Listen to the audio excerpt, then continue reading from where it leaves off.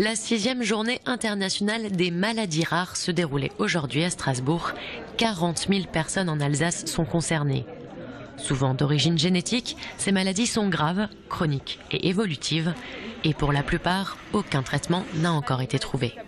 Laurent Écochard est atteint du syndrome de Moebius depuis sa naissance, une maladie qui touche moins de 200 personnes en France. Impossible pour lui de sourire ou de bouger les yeux, son visage est comme figé.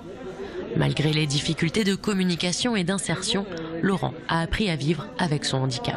En fait, je vis tout bien. Bon, j'ai un travail, j'ai une vie tout à fait normale. Je veux dire, le regard des autres, c'est surtout la première fois quand les gens me rencontrent. Ils s'interrogent pourquoi je ne souris pas, pourquoi je ne bouge pas les yeux, pourquoi j'ai un visage de bouteille de porcelaine. Mais disons que, en général, je vis tout bien. Actuellement, plus de 7000 maladies rares sont répertoriées. 5 nouvelles sont identifiées chaque mois. Pour chaque pathologie, une association de malades existe.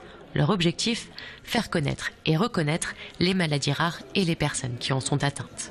Les maladies rares sont très diverses et variées. La nôtre, concernant l'hypophosphatase, c'est en fait une enzyme qui dysfonctionne et donc il y a un problème osseux sévère et des pertes de dents prématurées. Donc c'est le principal symptôme qu'on peut découvrir en fait pour faire le diagnostic de la maladie. Pour notre maladie, on a une piste de thérapie qui est en train d'être développée. D'autres pathologies sont malheureusement pas encore du tout à ce stade-là et il y a des degrés d'avancement de la recherche qui sont très différents. Développer la recherche, c'est justement l'objectif de la Fondation Maladies Rares. L'origine de nombreuses pathologies reste une énigme pour les scientifiques. Mais pas question de perdre espoir, la recherche s'étend aujourd'hui au niveau international et mobilise de plus en plus.